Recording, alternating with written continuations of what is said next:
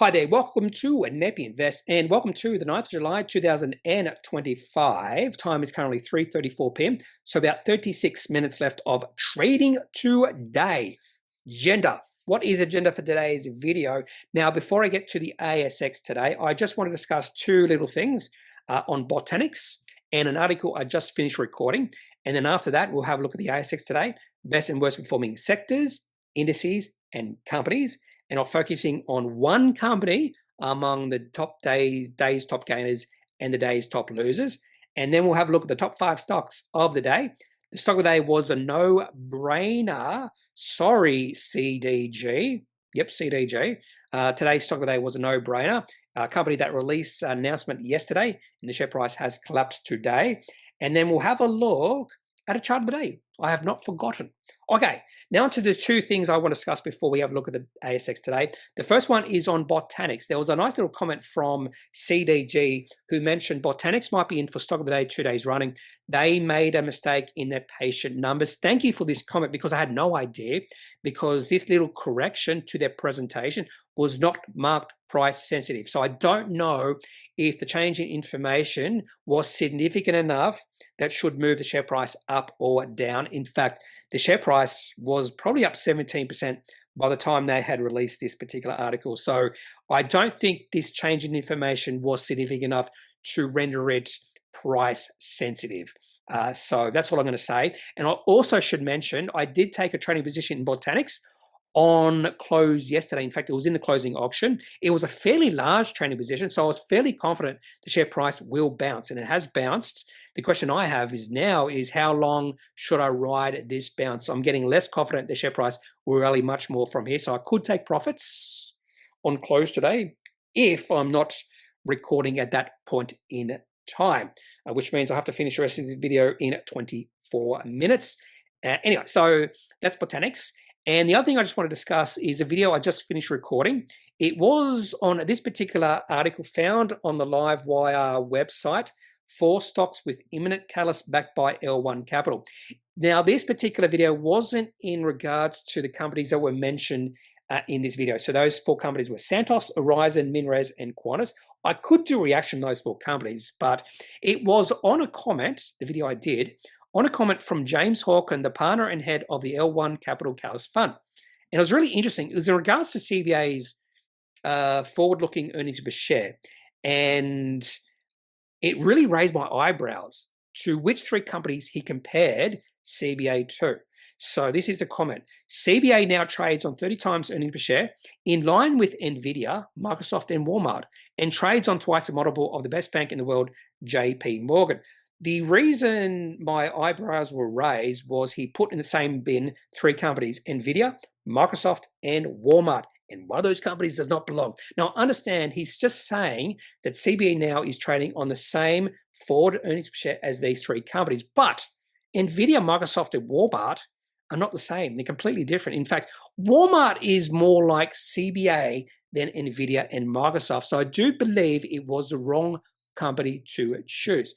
So I thought to myself, maybe I am wrong. Maybe my biases and assumptions about Walmart are completely in the wrong ballpark. Maybe I have the really bad biases against that company. So, for instance, one of my biases against Walmart is that it's fairly mature. In fact, really mature, not much growth, that sort of thing. So I wanted to test my biases. I wanted to test my assumptions about that company. And I do believe that critical thinking is important. But I came away from recording that video. In fact, my biases were heightened. My assumptions were, I think, proven true. In fact, I came away from that video understanding and realizing that Walmart is significantly overvalued right now. In fact, I'd say it's even more overvalued than CBA. Maybe. But anyway, that was sort of the impetus for me doing a little bit of research on Walmart because of this one comment from Mr. Hawkins, sort of putting Walmart in the same sort of category as NVIDIA and Microsoft. Okay, now onto the ASX today. And we've had a negative day with 21 minutes left of normal trading. A little bit surprising, I think, because the leaning from Wall Street wasn't that bad. In fact, the Dow Jones was down a little bit. So I suppose maybe because now Dow Jones was down 0.37%, we had a negative day, but Russell 2000 was actually up 0.66%. So we should see the small caps having a good day here, but no, they're down 0.85%. Tech is also down 0.7%, and NASDAQ was up 0.07%. Now, American futures down a little bit, not all that much, and Hang Seng is down 0.94%. So maybe a bit of weakness in Asia has been the catalyst for us falling. You also notice I have a uranium chart on here. Uranium's had a bit of problem today. In fact, the chart is starting to look a little bit negative, but it's still above the downtrend line, and wouldn't be surprised to see a bit of a bounce here. And a few other surprises within the commodity sector. So first thing I always do when I wake up is I play Wordle. That could take between 5 seconds and 5 minutes. And then I have a look at how Wall Street has performed overnight. But not only Wall Street, also have a look at commodities, crypto, bonds. And the thing that really jumped out to me when I did that little thing I do every single day, well, maybe not every day, was how high copper had raised or risen overnight. It was up about 8%. I was like, whoa, what's happening with this? So there was a 50% tariff threatened to put 50% tariffs on copper. Don't understand that at all. But it's really interesting that we're going back to all these threats of tariffs, and the market is just ignoring Trump. It's really surprising. Well, maybe not that surprising, because we've already seen in the past that Trump can make all these threats, and the whole taco thing may come to fruition again this time. Trump always chickens out. So it's going to be interesting to see how all these Trump tariff threats, how it plays out in the next few months. And if he's being a little bit more serious this time, I do think that will negatively affect economies and stock markets around the world. But anyway, now on to the best and worst performing sectors. And utilities up, energy up, a little bit surprising because uranium's down. Not sure about coal. I do know when we have a look at the top gainers or top losers, you notice a lot of uranium companies among the top losers. So most likely either oil, gas, coal's had a good day, because uranium has not had a good day. I can tell you that much. And a pretty bad day for real estate, Goodman Group, materials, staples, IT, and industrials. Fairly flat energy, discretionary, telecommunication, and financials. Banks have had a pretty good day today, up 0.23%. ASX 20 down 0.38%. The other big surprise today is gold. Gold down 4.68%. So I thought gold must have collapsed. No, it hasn't. It hasn't done that at all. In fact, it's down a little bit, but yeah, it's not down all that much. So down 1.1% yesterday, but it's a bit of an overreaction from the gold market, I think. A little bit, with the gold sector or the gold industry down 4.68%. And that also makes sense because when we have a look at the top losers, full of gold companies, full of gold and uranium. So it's pretty obvious that those two commodities went down. Okay, now onto the ASX 20. And so I'd say the 4 big banks are up. No, 3 of the big banks are up. Interesting day, just looking at the ASX 20. So nice rally, and then it's fallen over again. Okay. Anyway, let's have a look. 8 companies up, 12 down, and CBA's up a little bit. I didn't even think about iron ore. So I was thinking maybe iron ore was up, but BHP's down, CSL's down, and the worst performing company is Sigma Healthcare. Goodman Group, which is understandable because real estate had dropped a lot. And if you have a look at the real estate sector, Goodman Group is by far the biggest company. So if Goodman Group is down a fair bit, real estate sector is down a fair bit. If Goodman Group's up a fair bit, more than likely, real estate sector is up a fair bit. And yeah, Macquarie Group's down 2%. It's a little bit surprising, I suppose. And the best performing company is Westpac and Woodside. Yeah, energy. There you go, energy. Okay, now on to, well, Pro Medicus is back in the top 20, which is understandable because it's got a bit of a run. Okay, now on to the top gainers. What I'm going to do now is I went through the top gainers and top losers before I started recording. And the reason I'm going to do that is I'm going to do that every single day is I'm going to pick one company that is not in my top 5 stocks to talk about. For instance, Ray Resources is up 154%. I don't understand why. You can see the turnover is fairly low. Pantera Lithium is in my top 5 stocks. If we go down the list, nothing in much else to talk about until we get to Island Pharmaceuticals. So this was not in the running for the top 5 stocks, and probably it should have been. Probably it should have been, because they did release an announcement, but it's not the sort of announcement that would get me overly excited. So share price up 20.69%. You can just see different reactions. The market was excited. I'm not so excited. This was in regards to an acquisition. Portfolio expansion achieved with acquisition of Galileo.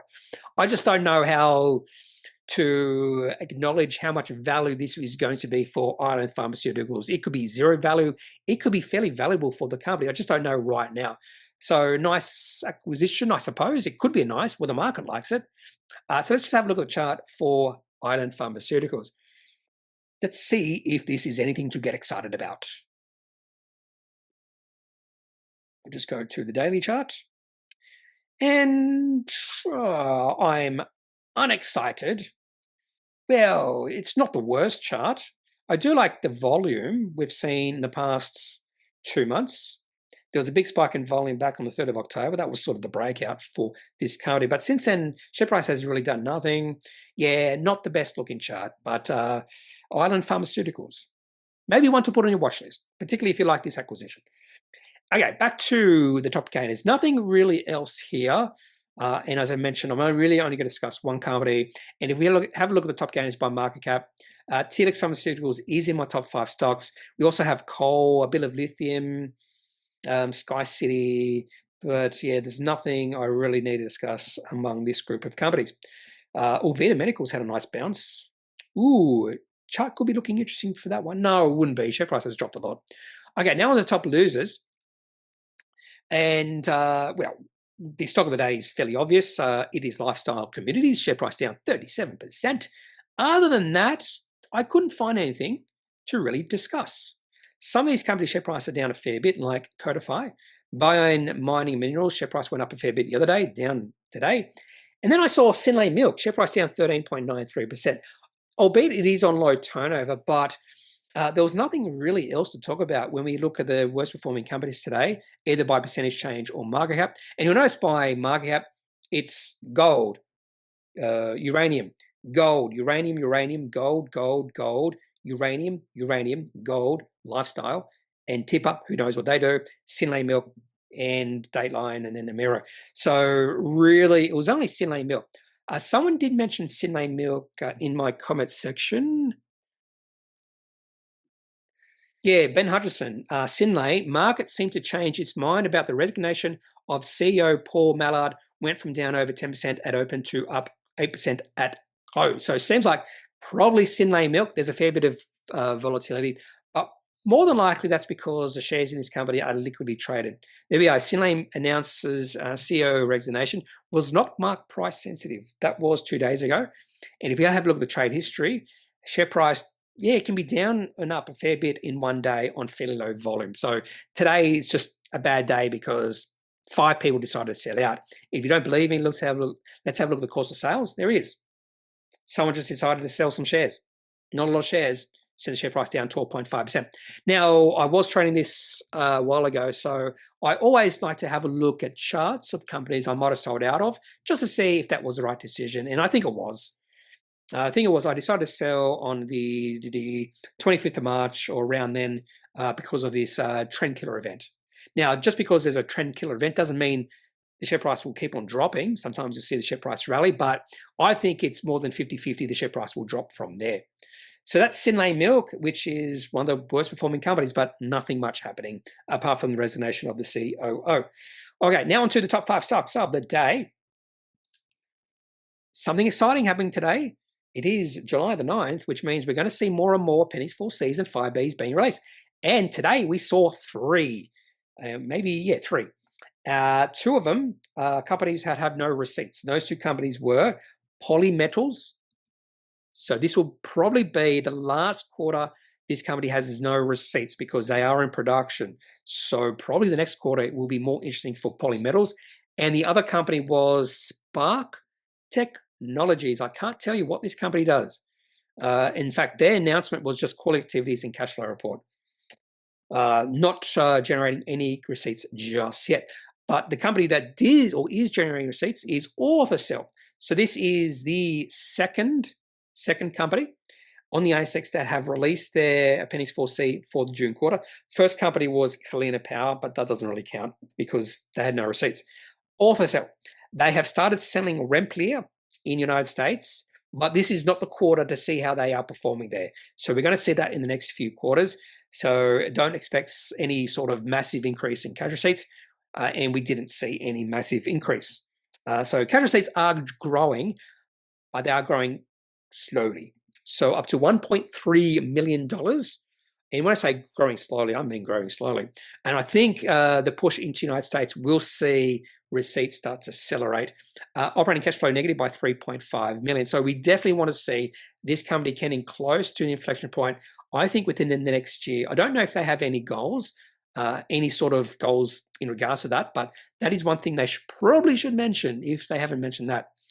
And more importantly, they also say this outstanding result, I'm not sure if you can call it that, does not yet include revenue from Remplir sales in the United States, which are expected to gather momentum in the first half of financial year 26. So I'm going to be more interested, or way more interested in Orthocell, their next two quarterly updates, because that's how we're going to see if they're really expanding in the United States. The other thing I found really interesting is if you have a look at their revenue, you can just see how different revenue and receipts are.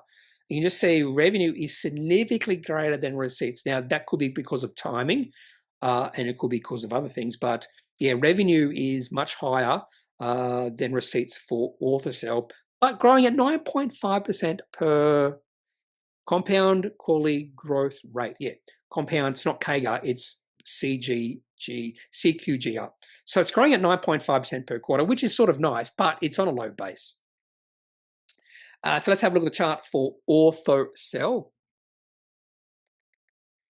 And the chart was looking good, and now, so looking really good from late 2024 through to probably February 2025. Share price went from like 37 cents up to $1.75. Now it's just taking a breather, but no real trend right now for Orthocell. And I think the way the share price moves into an uptrend is some really good quality results. Might have to wait a little bit longer. Okay, so that's Orthocell, the second company to release their Appendix 4C for the quarter. Now on to Telix Pharmaceuticals. I really hope the share price is up 5%. Come on, 5%. 6.11%. There we go. In fact, so we did see it in the top gainers, didn't we? So I should have remembered. It was, what was it? It was, yeah, 5.82%. There we go. Okay. Telix Pharmaceuticals. I do own Telix Pharmaceuticals, so I'm a little biased here. And this particular announcement was like, okay, it's good. Is it 6.11% higher good? I don't know. It probably is. Telix receives permanent HCPCS code. Okay, so I did open this up because I am a shareholder. If I wasn't a shareholder, there's a chance I might not have opened this up because it's not the sexiest sort of title for announcement. I don't even know what HCPCS is. I can't tell without reading what it is.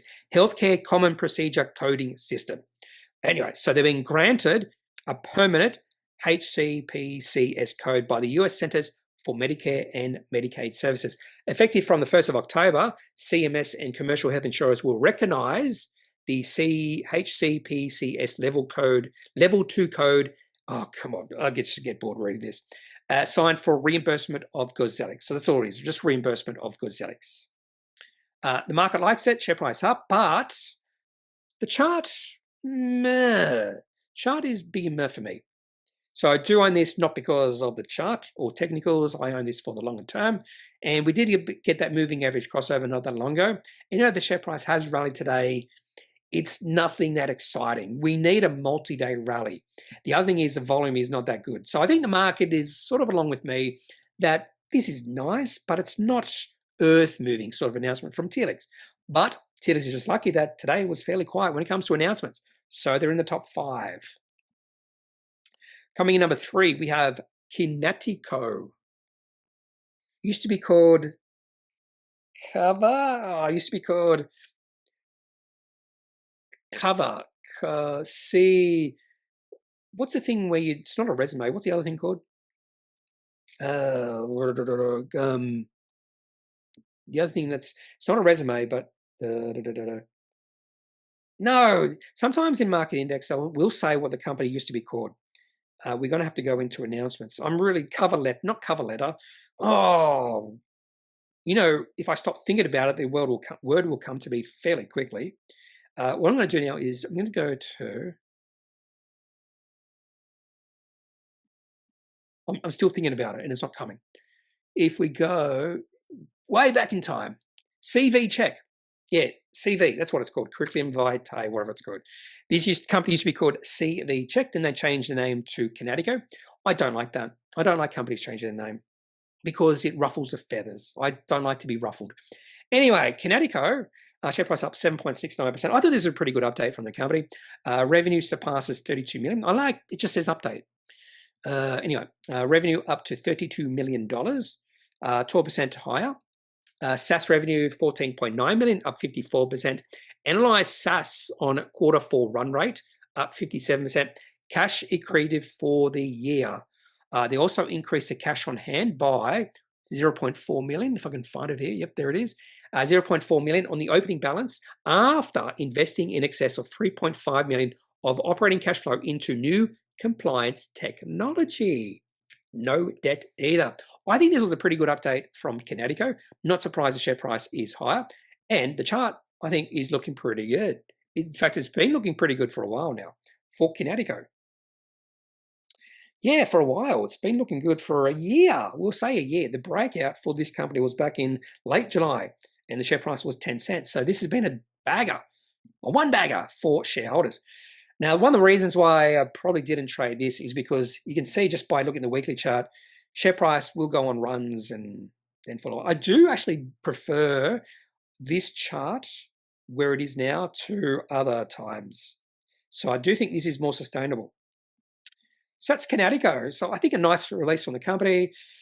It's a solid company. No, I'm not going to complain about this company at all. I think it's nice. And the chart looks good. Nice update. So that's coming in at number 3. The second best companies, well, probably it's not the way to put it, because when you say the second best announcement today, that means that Lifestyle Communities released a good announcement, but that's wrong. So company coming in number 2 is Pantera Lithium. I do like how there's many of these mining companies, they are named after heavy metal companies like Metallica and Pantera. I do like that. I'm not sure there is a Slayer, but who knows? Maybe there is. Let's have a look. Slayer. I doubt it. No. I can only think of Pantera and Metallica on the top of my head right now, but I'm pretty sure there might be one or two others. Anyway, this company was really small. I think it was $6 million market cap, maybe even lower than that, maybe $4 million market cap. And at 9:57 a.m., they mentioned 40 million sale of Smackover Lithium project to EnergyX. I went, wait there, this company has a markup of like $4 million or something like that. And I was like, well, the share price is going to take off. And it probably would have taken off even more if they got all the cash, if this was all cash, but it wasn't. So the transaction is $6 million in cash, but still more than the market cap of the company, and $34 million in EnergyX stock. And I think the EnergyX, let's have a look. EnergyX. Is EnergyX listed? Maybe it's not. Maybe it's not. Anyway, they do say here that, Pantera shareholders will retain exposure to the recovering lithium market. Well, it remains to be seen. Just because it's been dropping and dropping and dropping, and maybe it's not dropping as much now, doesn't mean it's recovering. Sort of like someone who's just about to die. Doesn't mean they're not dying as quickly. They're going to recover. So a little bit premature saying retain exposure to the recovering lithium. That's actually the main takeaway I got from that. And I'm wondering what Pantera shareholders would think about that. Do they still want to stake in lithium? Probably, I'd say probably they do. Probably they do. But anyway, so $6 million of cash and $34 million stake in EnergyX. So really, based off the market cap of the company, so if we have a look at market index, so I do like market index because the market cap does change in real time.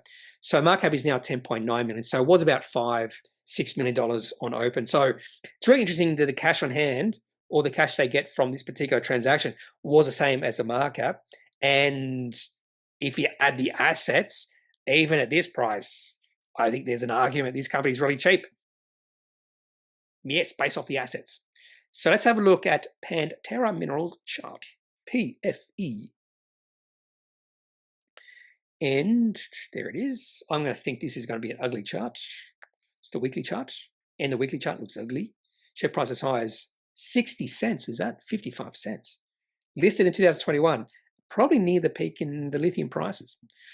Not the best looking one-day candlestick, and that's sort of understandable because before today the chart looks ugly. That's an ugly looking chart. And so because the share price has dropped a lot, there's going to be a lot of shareholders underwater with this one. And they saw the share price rally today and they say to themselves, I don't care if this company is really cheap now because of the assets they have. I'm going to sell. I don't care. I'm going to sell. So we have seen a bit of selling pressure on the share price. Share price got as high as 3.4 cents. I can definitely understand why people are selling out of this one, but assets now fairly high. Okay, stock of the day, sort of a no-brainer. Well, I think it's a no-brainer. Within a closing auction. Lifestyle Communities down 36.51%. And they released an announcement yesterday. Well, they had a preceding update at 12:25 p.m. And then at 4:56 p.m., VSAT preceding and trading update. They said, let's release it at 4:56 p.m. after the market has closed because most people will miss it. Most people will miss it and the share price won't drop. And you can see most people don't miss it. Okay. I don't really understand what's happening with Lifestyle Communities. Not my favorite sort of company. I might trade it on and off, but not now. This was not positive. That's one of the things I took away from it. Justice Woodward ruled that the Residential Tenancies Act does not prohibit a DMF, but found the DMF clause in Lifestyle Communities contracts was void due to lack of disclosure of a precise amount. That seems pretty negative. Lifestyle Communities intends to appeal the decision and apply for a stay of the orders until after the appeal is heard. Well, even if you didn't understand the first point, that second point, that's pretty understandable that the decision didn't go Lifestyle Communities' way. Anyway, so that's not positive at all. And there was a trading update. And I didn't take much away from the trading update. It didn't seem overly bad, but again, I don't really follow this company all that much. Talking about net sales a little bit lower than last quarter, much higher than the first quarter and the second quarter. They mentioned here, as flagged in our March quarter update, we expected quarter four sales rates to remain subdued, impacted by seasonality, the Easter holiday and federal election. Net sales for quarter were consistent with third quarter and a little bit lower than the previous corresponding period. So that is a bit of a negative. That if you just compare the previous corresponding period, it's a little bit lower. Anyway, so I'm wondering if the main reason the share price has dropped is because of this ruling. So let's have a look at the chart for Lifestyle Communities. And I would say if you just use technical analysis, there was no reason to be owning this company for today. Now, I did trade this for like 3 weeks. So I bought some shares on the 22nd of January. I thought, oh, this is looking interesting, maybe breaking out. And then I sold on the 25th of February because there was a bit of a really bad day. Share price dropped 11% on the day, and that was a definite sell signal for me. Share price moved, and the sentiment definitely shifted from maybe a little bit positive to definitely negative. And you can see share price just dropping after that. And yeah, you would not have been caught out with today's announcement if you were just looking at this chart. Share price has been dropping a long time. And share price has dropped 90% maybe. Oh, not quite. Share price got a high of $23 back in late 2021, now $4.46. By the way, before that, the chart looked amazing. If you just look at this chart from 2014 to 2022, what a great chart. Share price went from 87 cents to $22. Whoa, you did really well. So definitely you would want to have sold out before this massive drop. But the chart looks horrendous. And this is definitely a scenario where you just want to be patient. And maybe the share price will never turn around. Okay, now onto the chart of the day. McMillan Shakespeare. McMillan Shakespeare. And, ooh, it's looking even better today. Okay, so the reason I put this into my list is because yesterday the share price closed at 16.50 or very close to that. And that's a nice little resistance level. And I was thinking what you want to see is the share price break above this level. And if it does, ooh, 2 thumbs up. And we have seen the share price get above that level, just above that level today. Now, just because it's broken above that level today doesn't necessarily mean this is a breakout. Now, again, this does not fully align to my personal definition of breakout. I want to see a breakout on positive news. We haven't seen positive news, but there is a chance. The reason why the share price is rallying is because the market is expecting some good results in August. That could be all it is. Anyway, so I like this chart. I do like this chart. I do like this chart for McMillan. Doesn't mean I'm going to buy some shares. Will I trade McMillan? I might wait a few days just to see if this is not a false break, and if the share price pulls back below 16.50, that would be a little bit concerning, but might just wait a few days. Okay, that's all I have for today's video. If you have any questions, any thoughts, leave those in the comment section of this video. Otherwise, I'm not a financial advisor. If you need financial advice, make sure you seek out someone who is qualified and can speak to your own financial needs. That's it for this video. Have a good day. Bye.